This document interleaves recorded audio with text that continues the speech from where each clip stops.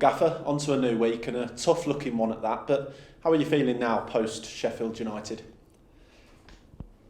Bit more relaxed than last time we spoke. Yeah. But yeah, looking forward to it. It's another challenge. Tough week, but the lads have come in today and full of energy, and yeah, we're in a good place. Yeah, we all know there's been some heavily disputed decisions made in games we've been involved in over the last couple of weeks. We know that. How do you, as the gaffer, keep heads up when things have been difficult in that regard? I'll just be honest with the players. That's all I can be. When we're not good enough, then I tell them.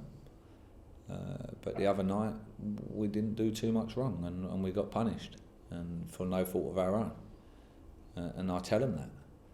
Yes, of course, when they don't give the offside, should we do better? Yeah, we addressed that this morning and go for it, because we need to improve as a group. But I remind them, look, it should have been offside. You deserve something from the game. And if I didn't believe that, then I wouldn't tell them that, you know. So I think they appreciate that I'm not just this person that just shouts and negative. No, you played well. We created good chances, and another day we win the game. So yeah, that's the person I am. You've said from the offset, as soon as you arrived here, you're about improving the players, improving the group, that sort of thing.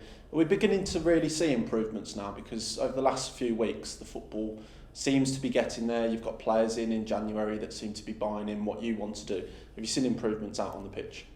Yeah, because you need to be able to adjust and play different ways, I think. And we have now players returning and people we've added to the group.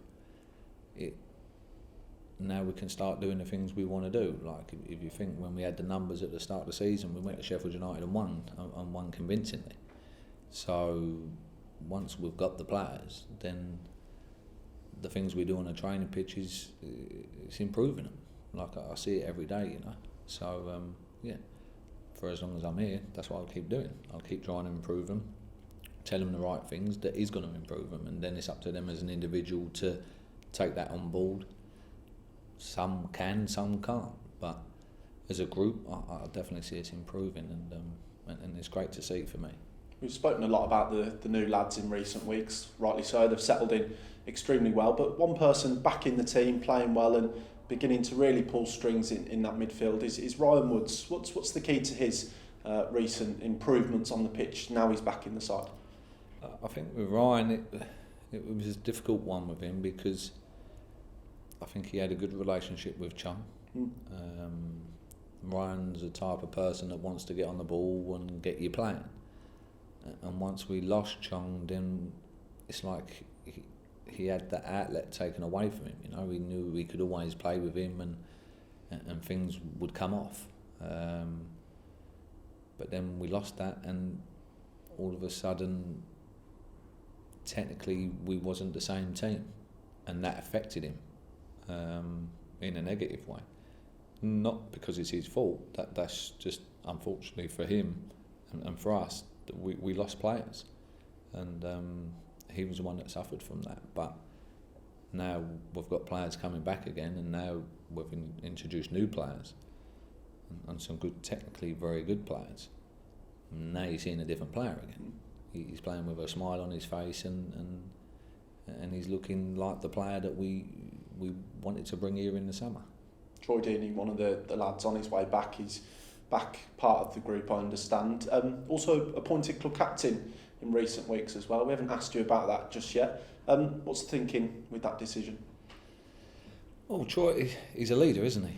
And he's a blue nose, and I think he's the right person to be in that dressing room to galvanise the group and make sure they're at it every day.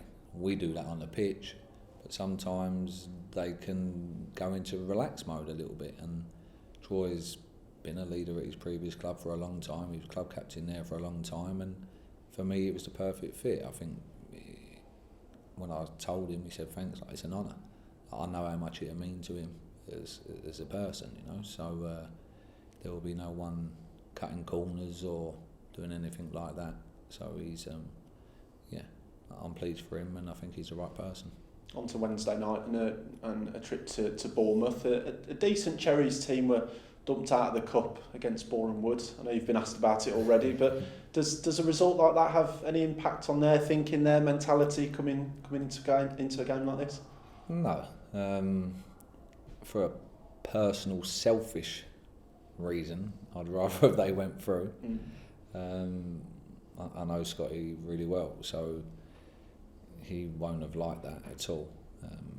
No matter how many changes they made, he wouldn't have liked that. So it might give him a little kick up the backside, maybe.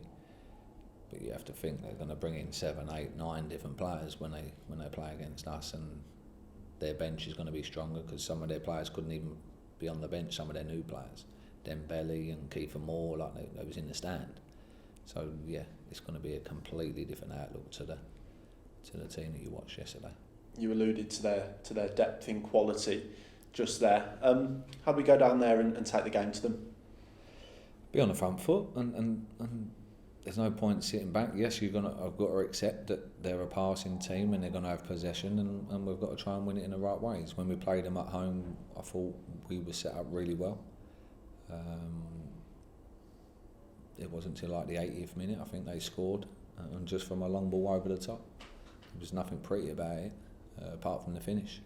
Scored from the impossible angle. The only place he could have put it to score the goal. It was a hell of a finish, and that's a difference, when you at the top there, they're ruthless and they're clinical in front of goals. So we have to limit them to as much as possible, and when we get a chance, can we take it?